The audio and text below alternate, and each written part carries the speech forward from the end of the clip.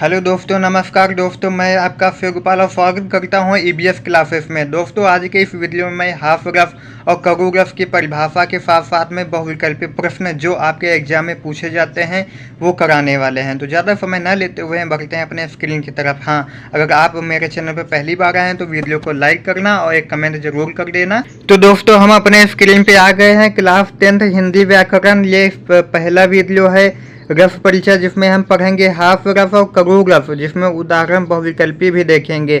ये आपके 2 नंबर के पूछे जाते हैं, बहुविकल्पी आएंगे। हाफ रफ दोस्तों, हाफ रफ यहाँ पे हम पढ़ेंगे। हाफ रफ की परिभाषा होती है, हाफ रफ का स्थायी भाव हाफ है। किसी व्यक्ति के विकृत रूप रेखा देखकर हृदय में जो आनंद विनोद का भाव उत्पन्न होता है तो वहाँ पे हाफ रफ होता है। दोस्तों, जैसे कि हाफ रफ का स्थायी भाव जो है आपका हाफ होता है। किसी व्यक्ति की विकृत रूपरेखा यानी कि उसकी मनोदशा देखकर मन में अगर आनंद यानी खुशी का भाव उत्पन्न होता है तो वहाँ पे हाफ रफ होता है ना।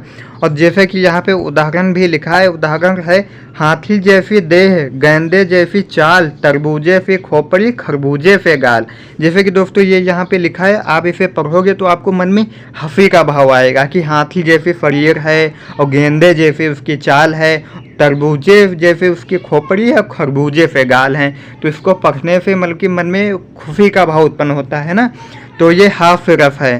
ठीक दोस्तों, हाफ रफ समझ में आ गया। अब इसका हम करू रफ देख लेते हैं। करू रफ में दोस्तों देखो आप क्या है, करू रफ की परिभाषा है, करूर का रफ का स्थायी भाव शोक होता है। जब किसी प्रिय या मनचाही वस्तु के नष्ट हो जाने, किसे होने या उसका कोई अनिष्ट होने पर हृदय में जो शोक नामक स्थायी भाव उत्पन्न होता है उसे करू रफ कहते हैं। दोस्तों, जैसे कि हमें बचपन में कोई चीज़ नहीं मिलती थी तो हम लोग दुखी हो जाते थे, है ना। तो वही चीज़ लिखा है, किसी प्रिय या मनचाही वस्तु यानी कि आपको कोई भी प्रिय वस्तु हो या मनचाही वस्तु हो, अगर वो नष्ट हो जाए या वह चीज़ आपको ना मिले तो आपको मन में दुख का यानी कि दुखी आप हो गए ना। तो वही हिसाब से अगर आप दुखी होंगे तो यहाँ पे करू रफ होगा, आप करूर हो जाओगे, शोक मनाओगे। तो वही चीज़ यहाँ पे है, ये भी परिभाषा आप लिख लीजिए। और इसका वो उदाहरण देख लिए, हे खग मृग मधुकर सयनी, क्या तुम देखी सीता मृग नयनी।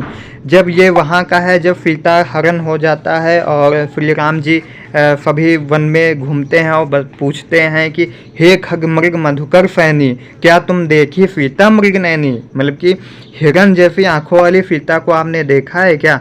तो यही हो जाता है आपका करू रफ। आप इसका स्क्रीनशॉट ले लीजिए और ये ऊपर वाले का भी स्क्रीनशॉट ले लीजिए। चलो दोस्तों, स्क्रीनशॉट हो गया। अब नीचे आएंगे। अब 5 बहुविकल्पी आपको देखने हैं। यही 5 बहुविकल्पी में से एक बहुविकल्पी आपके बोर्ड एग्जाम में फंस जाएगा। जैसे प्रश्न 1 है, हाफ रफ का स्थायी भाव क्या है। तो हाफ रफ है तो शोक है, गति है, हाफ है, निर्वेद है। जैसे कि ऊपर ही हमने पढ़ा, हाफ रफ का स्थायी भाव हाफ ही है, क्योंकि आपके सिलेबस में बस 2 ही हैं, हाफ रफ और करू रफ। तो बिना सोचे समझे हाफ रफ है तो हाफ हो जाएगा तुम्हारा, ये सही हो जाएगा।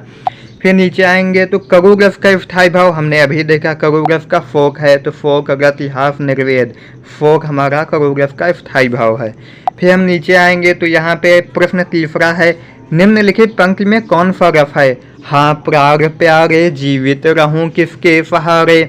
अब जैसे कि दोस्तों आपने इस पंक्ति को पढ़ा तो आपको क्या इसमें लगा कि खुशी का भाव आ रहा है कि दुख का भाव आ रहा है। इसमें 2 ही है, करू रफ हो सकता है या फिर तुम्हारा बस एक ही इसमें ऑप्शन है, श्रृंगार हो नहीं सकता और अद्भुत भी नहीं हो सकता, विभत्स भी नहीं हो सकता, क्योंकि आपके सिलेबस में 2 ही रफ हैं, करू रफ और हाफ रफ।